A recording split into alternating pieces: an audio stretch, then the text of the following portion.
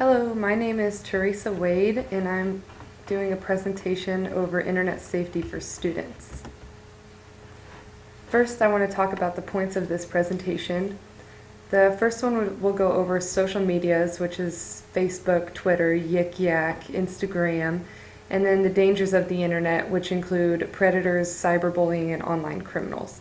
And these topics, I just believe, are some of the most important things to think about on internet safety. So first, we're going to talk about the use of the internet. Everyone today uses internet a lot more than they did in the past, and this presentation is for K through 12.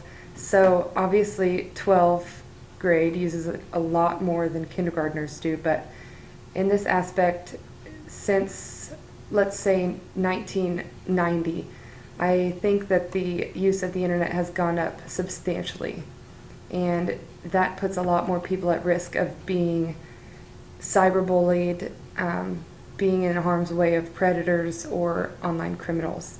So just thinking of it like that, we're much more at risk today than what we were back in the old days. And so to start off, we're going to talk about the social medias, and we're going to touch base on all four of these. These are the ones that are getting used most in today's day. And as everybody knows, Facebook is one of the most popular social medias and probably the number one place that kids get bullied and predators search around and online criminals. They're everywhere. And if anybody doesn't know what Facebook is, it's just basically a big site where you can keep updated with your friends.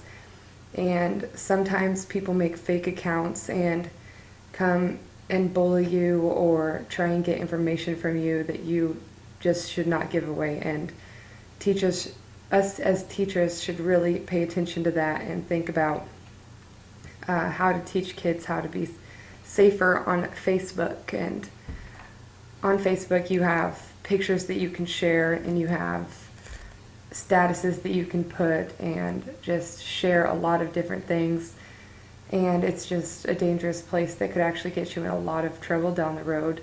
For example, I think there have been so many cases of kids that put on inappropriate pictures, like with not enough clothes on or with alcohol in their hands whenever they're young, and then they get a job 10 years down the road and they get fired because those photos never leave the internet. You can delete them off Facebook, but they will always be on the internet and people will always be able to find them.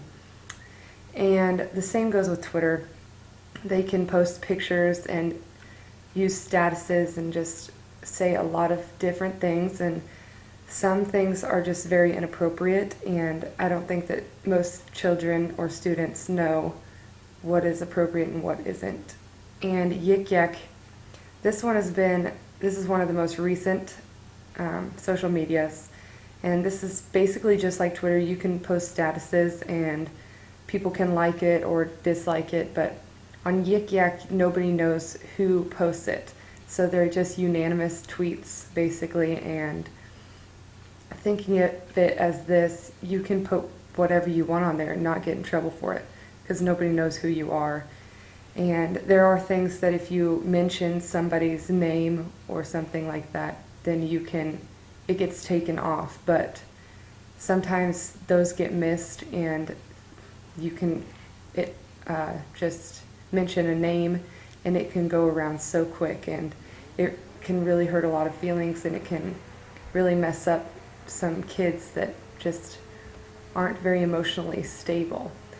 And Instagram, it wasn't a big deal with the bullying or the online predators, online criminals, but Instagram just added a thing where you can direct message them with a picture. So it's basically like sending a message on Facebook, but you have to include a picture with it and then type your message. So you can definitely get in trouble that way because it's not seen by anybody else but the one that shared it and the one that receives it.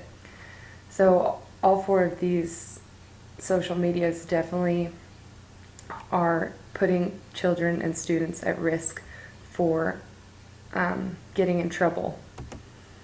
So the dangers of the internet, like I've already mentioned, there's predators, cyberbullying, and online criminals. So first of all, there are predators, and those are people who commit child sexual abuse that starts on the internet. So these are the people that look around, and they're usually adults, and they search and they find basically children and that don't know better, and they get them to show different parts of them and say inappropriate things. And there's an example of this on Facebook. A girl posted what she thought was just an innocent picture of her new car. She was 16, she got a new car, and what she didn't realize is that she gave out her license plate number, her house address, and what her house looks like, etc., what her neighborhood looks like, and that is so dangerous. There were so many predators that just knew exactly who she was right then.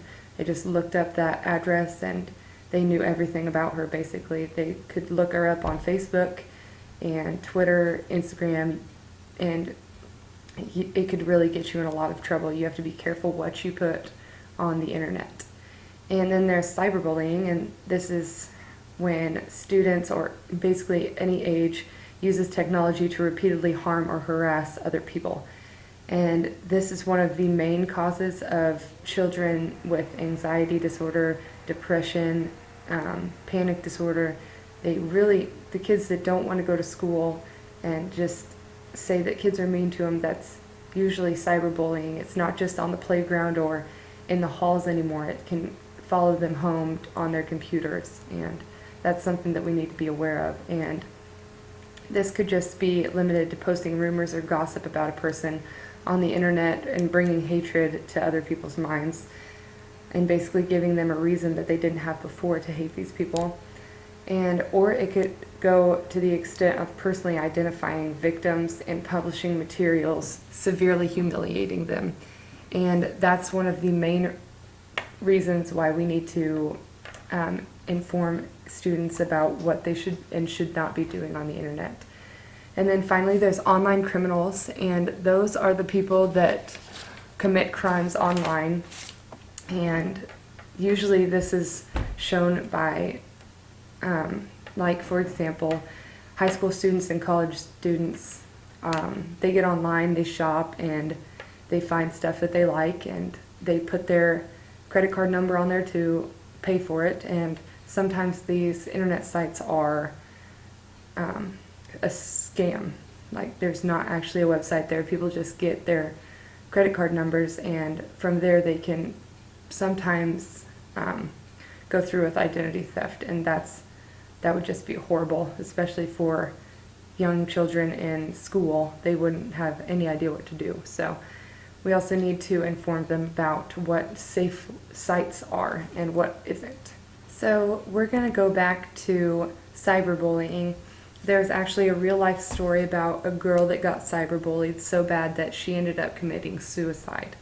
So that actually happens a lot more than what we think. But this girl, she ended up running into an online predator, and he influenced her to show her chest on the webcam. And so he got this picture and he started using it as blackmail, and eventually she just didn't want any part of this, and he sent that picture to everybody at their school. And eventually people just started making fun of her, and she had no friends, and she ended up having to move schools,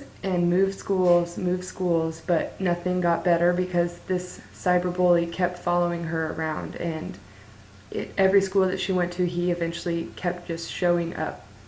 And this girl's name was Amanda Todd. She actually got a lot of attention after she ended up committing suicide. She put a YouTube video on, and about a month before she committed suicide, and told her story. And she said that she was actually starting to get better, but then these bullies just kept haunting her until she finally ended up committing suicide. And it was just heartbreaking, and we need to be aware of that, because honestly, knowing the difference between these 3, the predators, cyberbullying, and online criminals, knowing the difference and how to stay away from those could actually save a student's life. And that sounds a little bit insane, but it really can. So moving on from that, what can we do as parents and teachers? Well, as we've already been talking about, teachers should show the dangers of the internet and teach it in the classroom. And what I mean by that is maybe show, definitely for older children in this point of view, but the Amanda Todd video, and show exactly what those kids were saying to her, because it's actually, I was surprised at what some of those kids were saying about Amanda Todd and what they were saying to her. As young adults or adults, I don't think that we really realize what is actually said and how awful they are to them. And we just need to understand that, and we need to stop giving them so much privacy, especially the younger kids, and maybe check on what their messages are looking like or what their recent webcams were. And if anything is to happen, we need to make sure to inform them that they need to tell an adult, and they need to tell law enforcement maybe if it's gotten to that point. But I definitely think that we need to stop giving our children and our students so much privacy and really start buckling down and making sure that this kind of stuff doesn't happen. And so, in conclusion, we talked about the social medias, Facebook, Twitter, Yik Yak, Instagram. We talked about the dangers of the predators, cyberbullying, online criminals, and we just need to realize we need to tell the students internet is not all that bad, but the students need to understand the necessary etiquette and what's right and wrong. I think that the internet is one of the most important things in the school today, and although that they do have all these things that could really endanger students and children, we need the internet. So I think that teaching internet safety is one of the most important things, and I think that it should be part of our curriculum today. And that is all that I have on internet safety. Thanks.